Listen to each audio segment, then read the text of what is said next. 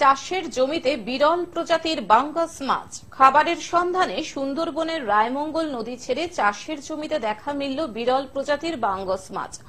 বসিরহাটের সুন্দরবনের হিঙ্গলগঞ্জ ব্লকের স্যান্ডেলের বিল গ্রাম পঞ্চায়েতের আমবেরিয়া গ্রামের ঘটনা। কি ক্ষতি করে এই বাগান? ধান বাগানে পাইছিস তো, ধান টান খায়, খুব গোলা টোলা সেদ্ধ করে ধান খায়, বিরাট ক্ষতিকার মাছ। কোথায় এটা?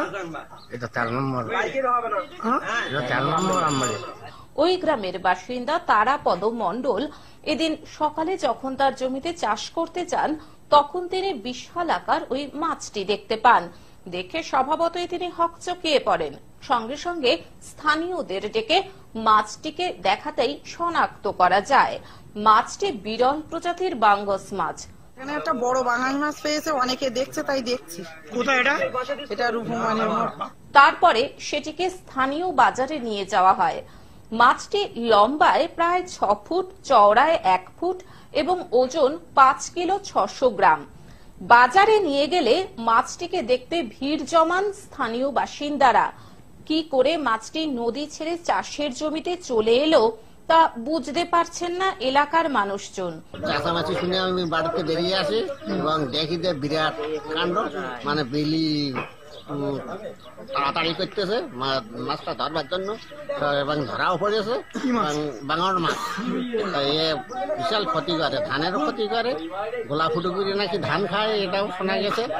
তা এই মাছটা বিশাল আকারের মাছ এবং খুব জটিল মাছ। তবে প্রাথমিক ধারণা, খাবারের সন্ধানেই এই মাছ নদী ছেড়ে উপরে উঠে এসেছে। নাম বাঙ্গাস মাছ, নদীর থেকে উঠে ধান ক্ষতি করেছে।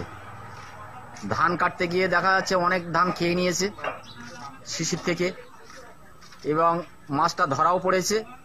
মাছটা ধরে নিয়ে মেন রাস্তায় তোলা হয়েছে, অনেক লোকজন দেখছে এবং গাড়ি থেকে নামছে, নেমেও দেখছে, সাধারণ মানুষ হেঁটে আসছে, তারাও দেখছে। মাছটা অনেক বড় মাছ এবং খুব ক্ষতিকারক মাছ। বসিরহাট থেকে শ্যাম বিশ্বাসের রিপোর্ট, গ্লোব নিউজ।